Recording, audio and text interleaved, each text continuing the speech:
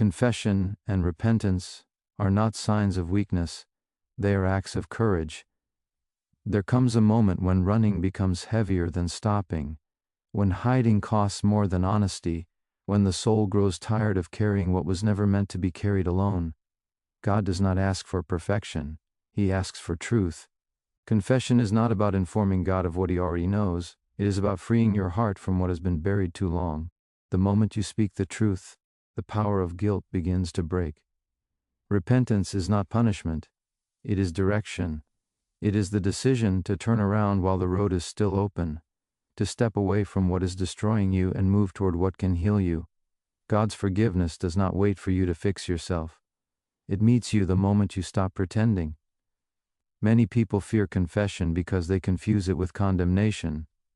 But God does not expose you to shame you. He exposes you to heal you. Repentance is not saying you are sorry again and again. It is allowing God to change what keeps pulling you back. It is the courage to let old patterns die so something new can live. Forgiveness is not distant. It is immediate. When confession is sincere and repentance is real, grace responds. Not slowly, not reluctantly, fully. This is where peace begins. Not when life becomes easy, but when the heart becomes clean. God's forgiveness restores what guilt tried to destroy. It renews strength. It sharpens clarity. It rebuilds the connection you thought was lost. No matter how far you feel, repentance shortens the distance. No matter how heavy the past, confession lightens the soul. This message is not about fear of judgment. It is about hope of restoration. God does not call you back to punish you. He calls you back to free you. Confession opens the door. Repentance walks you through it. And forgiveness is waiting on the other side. Forgiveness is not the end of the journey. It is the beginning of transformation. When God forgives, He does not simply erase the past, He reshapes the future.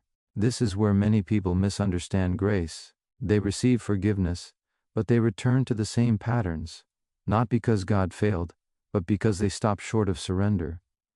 Repentance is not a moment, it is a posture. It is the daily choice to live differently, because mercy has touched you. It is the quiet decision, repeated again and again, to honor what God has restored. Forgiveness removes the weight of guilt. Repentance removes the desire to return to it. This is how real freedom is formed. God does not forgive you so you can feel relieved and unchanged. He forgives you so you can be rebuilt from the inside out. When the heart turns fully toward Him, the mind begins to change. What once felt normal begins to feel wrong. What once felt impossible begins to feel necessary. This is not pressure, this is renewal. The Spirit of God works best in honest soil, a heart that admits its need, a soul that stops defending its wounds. That is why repentance is powerful. It creates space for God to work. You are not meant to live in cycles of regret. You are meant to walk forward with wisdom. Forgiveness teaches you that you are loved. Repentance teaches you how to live as someone who is loved, and that changes everything. You stop hiding, you stop justifying, you stop negotiating with sin, not out of fear, out of clarity, because once you've tasted grace, you no longer want what poisons you. God's forgiveness does not weaken discipline, it strengthens it. It gives you a reason to fight for a clean heart, a steady mind, a life aligned with truth. This is where healing deepens, relationships begin to mend, peace becomes stable instead of temporary. Repentance keeps forgiveness alive in daily life, not by perfection, but by sincerity. When you fall, you return quickly. When you drift, you realign. When you struggle, you remain honest. This is maturity of faith. God is not counting how many times you stumble. He is watching the direction of your heart. A heart that keeps turning back is a heart He keeps restoring. Confession keeps you humble. Repentance keeps you focused. Forgiveness keeps you free. Together they form a life that grows stronger instead of bitter. This is not about living without struggle. It is about living without chains. God's forgiveness breaks the past. Repentance protects the future. And when both are embraced, faith becomes real, not just believed, lived. This is the invitation. not to stay where you were forgiven, but to walk forward as someone made new. There comes a moment when everything becomes clear, not because life suddenly makes sense, but because your heart finally chooses truth over excuses. This is that moment. God's forgiveness is not fragile. It does not wear out. It does not expire because you struggled. But it demands a response. Grace is never passive. It calls you to rise. You cannot receive forgiveness and remain the same, not because God withholds love, but because real forgiveness awakens responsibility. Once you know you are forgiven, you can no longer justify living in what nearly destroyed you. Once mercy has touched your soul, comfort in sin becomes unbearable. This is the holy tension. You stand between who you were and who you are becoming, and the choice is no longer theoretical. It is daily. It is personal. God does not ask you to be strong alone. He asks you to be honest enough to lean on Him. Confession keeps your heart open. Repentance keeps your feet moving. Together they form a life that refuses to go back to darkness. You may still stumble, but you will no longer stay down.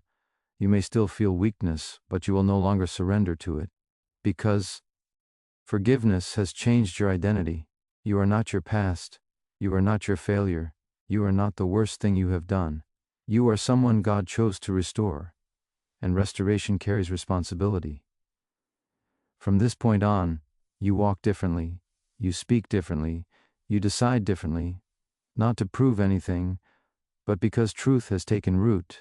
The forgiven heart does not chase perfection. It chases alignment.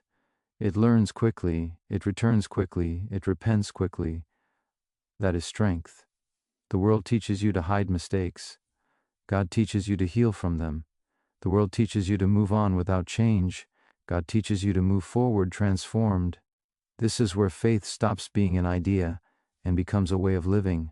You no longer run from conviction. You welcome it. Because conviction no longer condemns you. It corrects you. And correction is proof of love. If you feel the weight lifting, that is forgiveness. If you feel the pull to change, that is repentance. If you feel hope rising, that is God restoring what was broken. Do not waste this moment. Return fully. Stand honestly. Walk humbly. God's forgiveness is complete. His mercy is available. His grace is sufficient. But the next step is yours.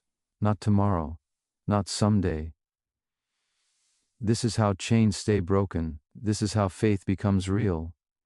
This is how a forgiven life becomes a transformed life.